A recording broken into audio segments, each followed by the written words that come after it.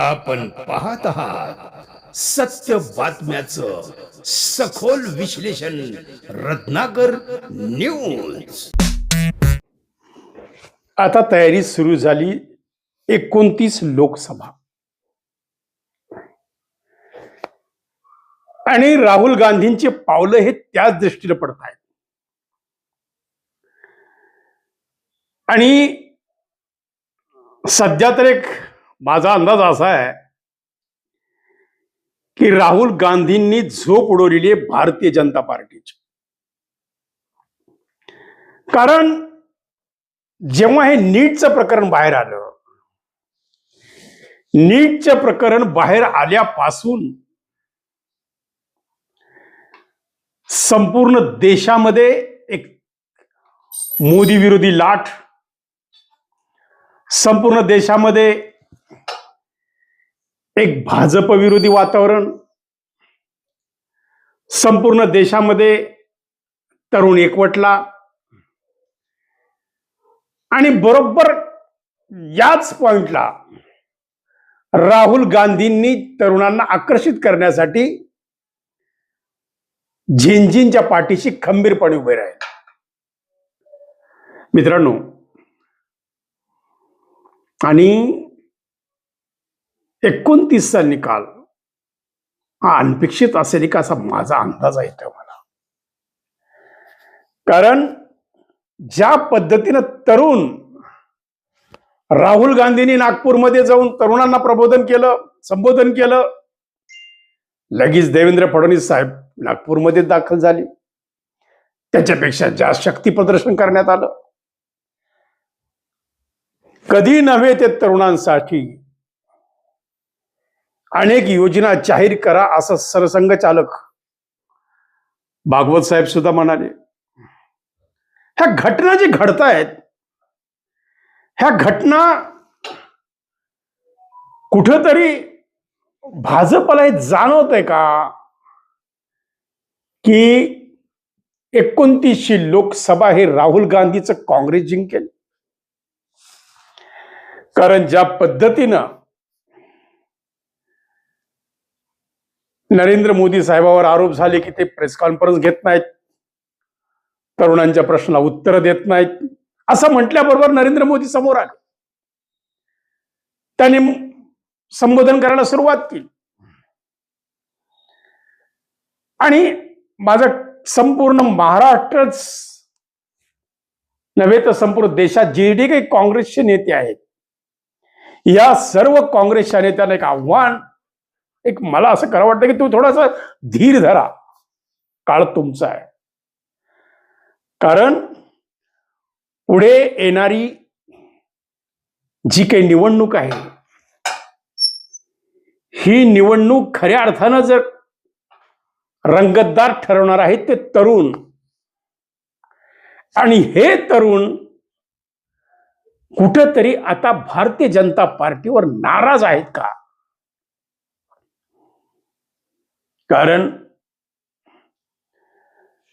महाराष्ट्र सरकारनं सुद्धा अनेक योजना आणल्या, शेतकऱ्यांसाठी कर्जमाफीची योजना, महिलांसाठी लाडकी बहीण योजना,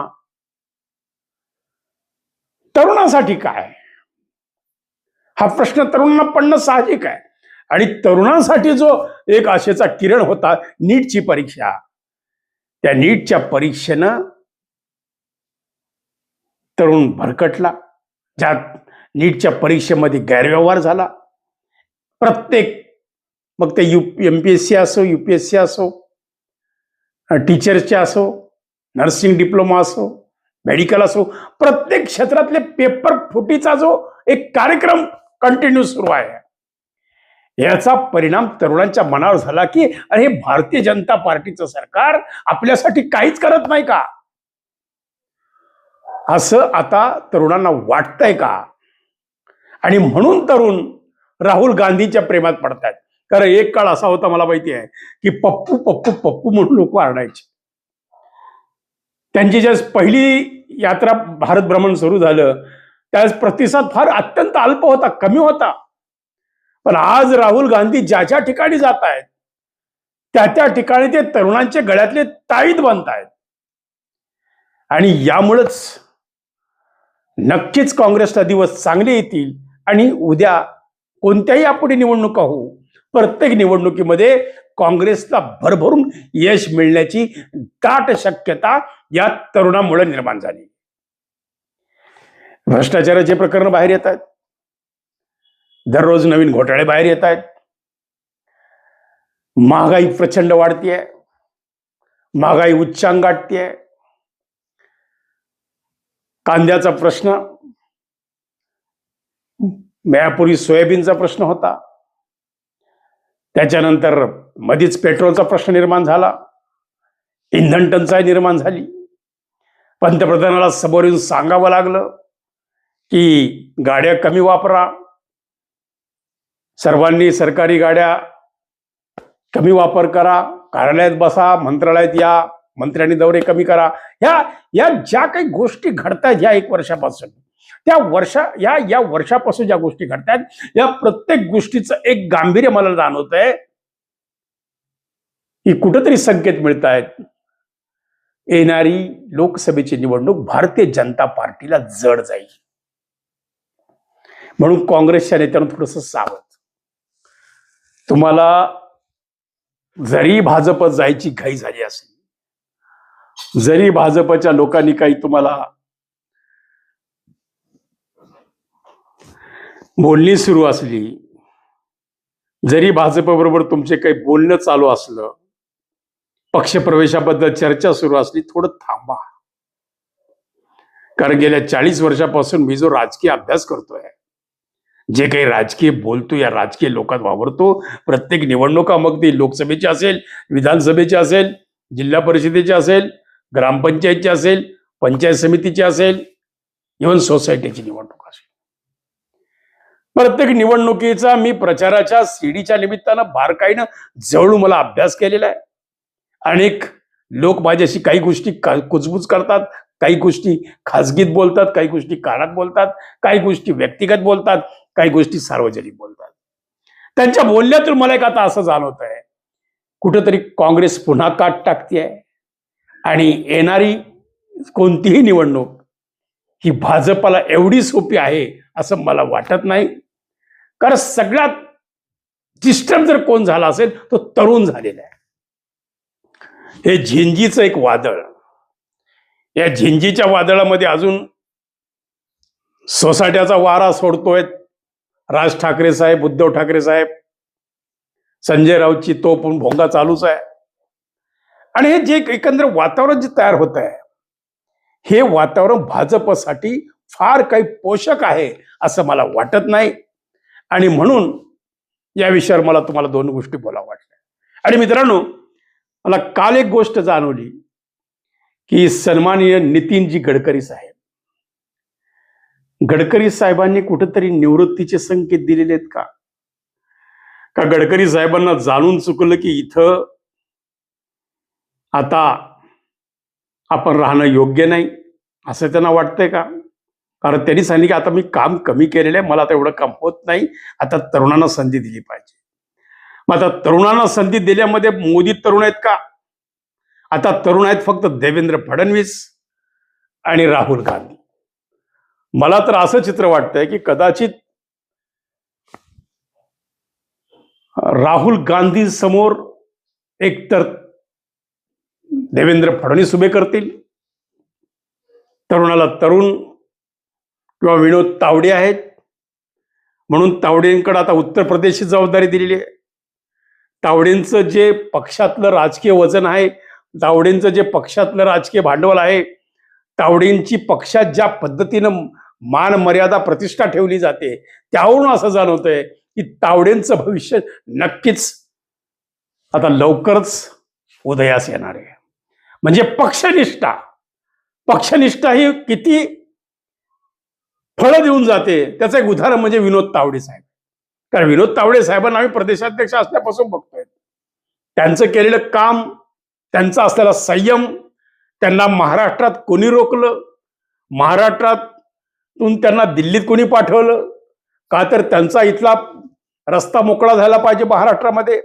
पण आता संकेत असे मिळत आहेत, काही लोक खाजगीत बोलतायत की आता देवेंद्र फडणवीस केंद्रात जाण्याची शक्यता आहे.